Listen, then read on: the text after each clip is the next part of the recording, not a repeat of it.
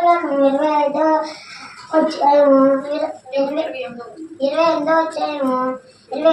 వచ్చినము.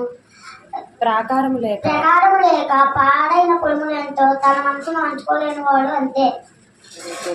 తెలుగు గ్రంథము 27 రాయబడు ఇసుక పాడము ముడుకుని కాపము ఆ రెండింటి కంటే బరువు.